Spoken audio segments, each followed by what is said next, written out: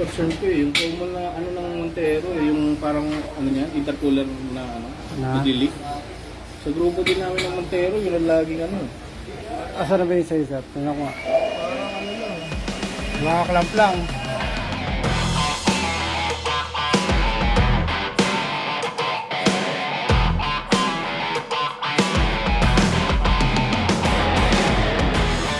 Hindi naman nabangga. Ito. Gen 3, oo.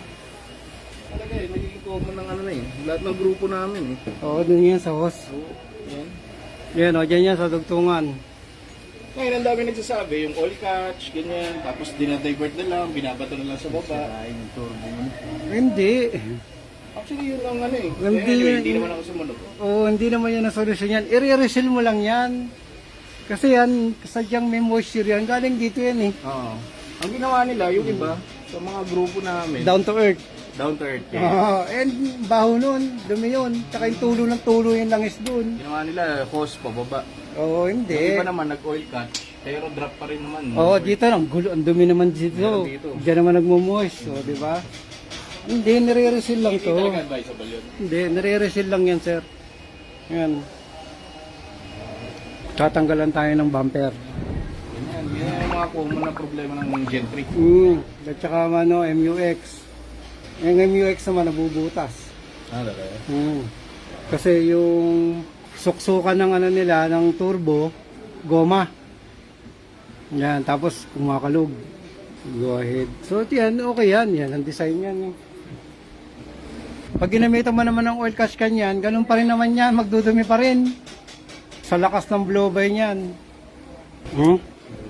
Linis na. So, itong next project natin, sir, ipaparesil lang. Actually, paano ko na.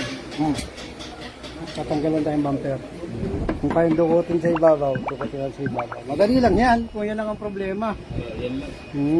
Ngayon, pinano ko na lang. EGR din. Yes. Sige, tama yan. Hindi naman naka-racing filter. Ha?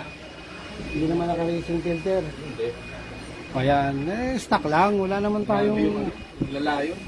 malalaya, di ba? Kasi tinan mo, sir, oh. Sandang ka lang ang layo niyan dito sa turbo mo. Kaya yung suction niyan, malakas. Malakas ang PSI niyan. Ubus. Pero recommended talaga linisin ito turbo, 100 km. 100,000 pataas. Pwede 150, 200, basta pataas na. Masyado mababa pag mga 60, 80. Yan. Yung kasi kaya naman na ibaba, low power. So isa yun sa mga cause na low power, black smoke. Kasi lamang ka na sa diesel, kulang na sa hangin.